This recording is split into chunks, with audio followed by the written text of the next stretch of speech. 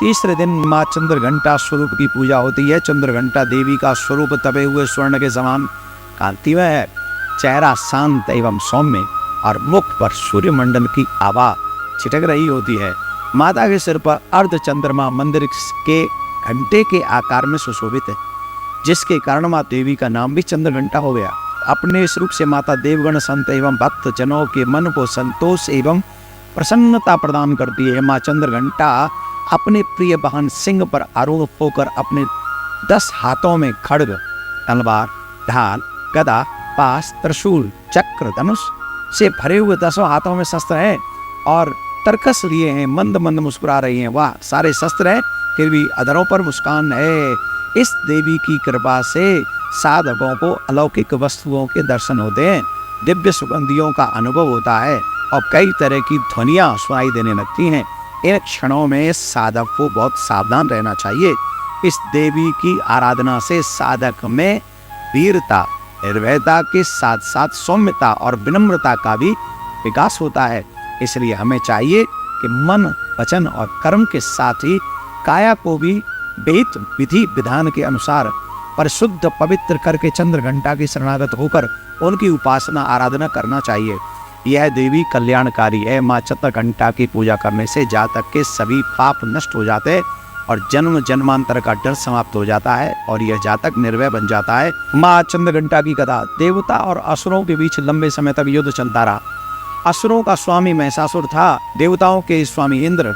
तो महिषासुर ने देवताओं पर विजय प्राप्त कर ली, इंद्र का सिंहासन हासिल कर लिया और स्वर्ग लोगों पर भी उसका राज्य चलने लगा।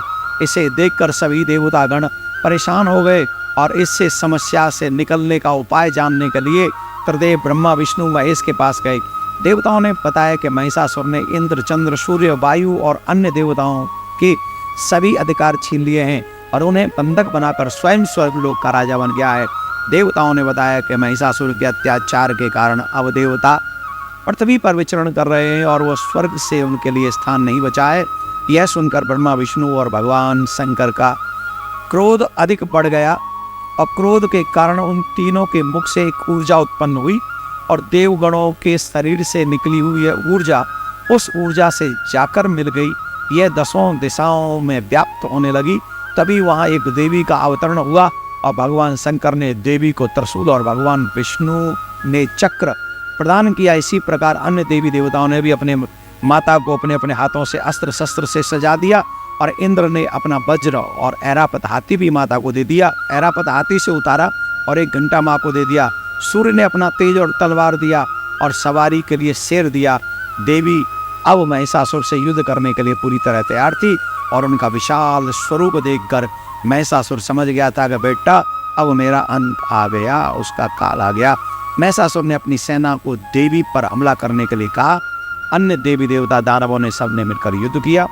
देवी ने एक ही झटके में दानवों का संहार कर दिया। इस युद्ध में महिषासुर तो मारा ही गया, साथ में अन्य बड़े बड़े दानव जो राक्षसों का माँ ने संहार कर दिया। इसी तरह माँ ने सभी देवताओं को असुरों के अत्याचार से बचाया और उन्हें अभयदान प्रदान किया। जय माता दी।